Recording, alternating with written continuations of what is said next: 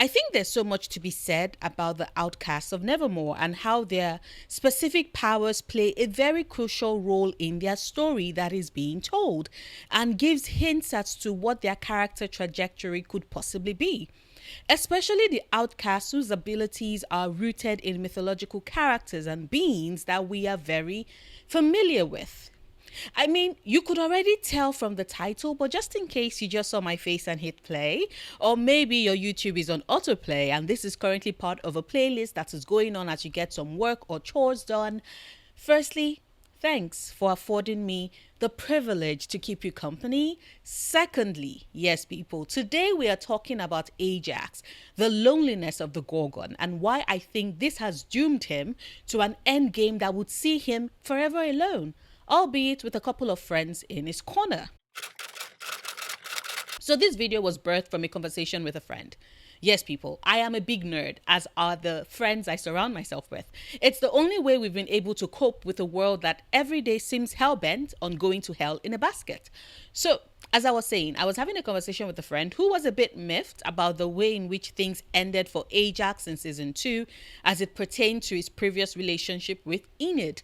You see, she's always had a soft spot for the love interest who had no idea that they are the object of someone's affection until it's pointed out, and then they fall hopelessly in love, primed for the she fell first, he fell harder trope. So, as I'm sure you could probably guess, she was a big Enid Ajax shipper. And as we all know, that ship fizzled to its end at the start of the season, and we were hit with Enid having grown out of that relationship and her burgeoning feelings for Bruno. My friend, however, continued to have hope until Ajax got to the point in the season where he confronts Enid for not being upfront with him about her waned interest, and then follows it up by offering his friendship, which Enid accepted, and I found positively delightful, as it is a great way to depict a character who accepts rejection graciously and doesn't turn into a murderous psychopath or a piece of shit as a result of it, which is a route quite a number of movies and shows tend to take. So I am very happy that Wednesday didn't follow that path. My friend, however, acted like all hell had broken loose with her disappointment, immeasurable, and her day ruined.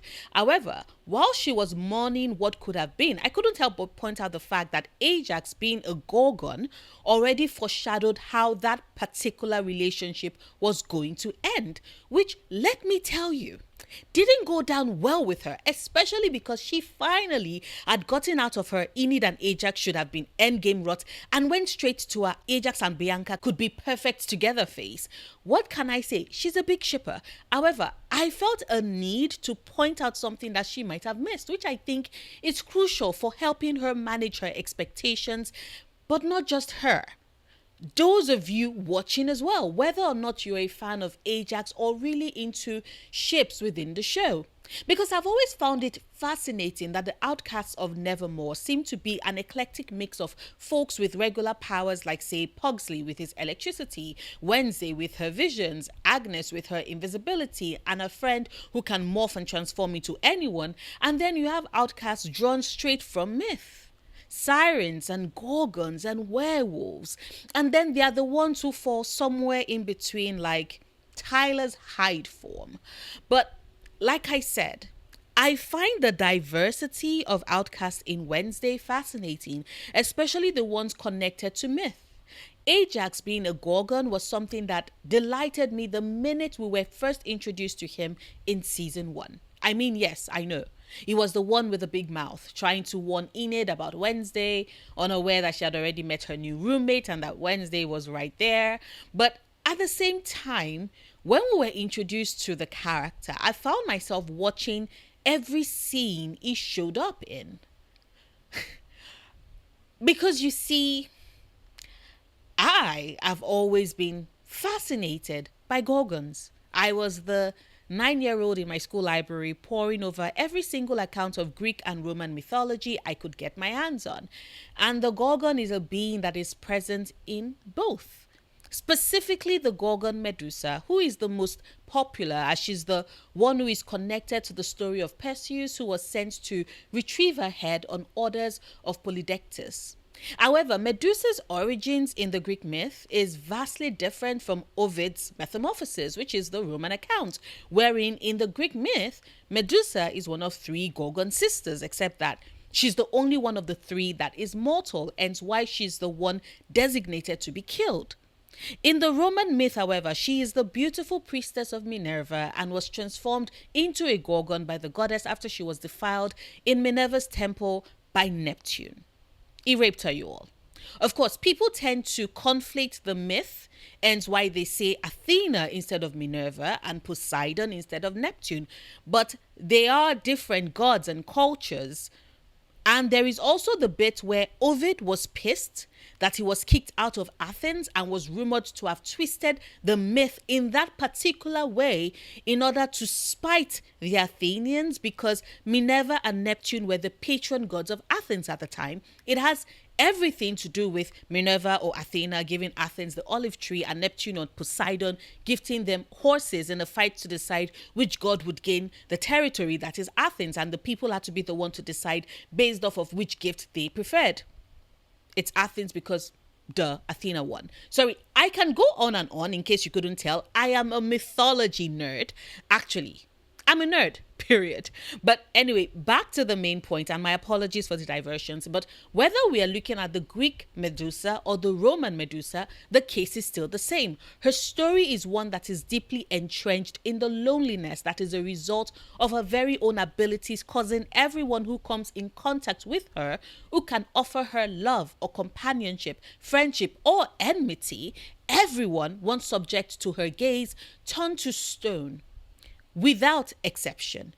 It is such a potent power that even after death, she still wields it, as that is how Perseus was able to free his mother Danae from being forced to marry Polydectes, the king who had asked Perseus to bring him the head of the Gorgon. He and the rest of his court were turned to stone. Of course, the horse Pegasus was born from Medusa's blood after her decapitation, and it says a lot that it took her death for life to come to her, for there to be people beside her, for her to sire a child in the winged horse Pegasus.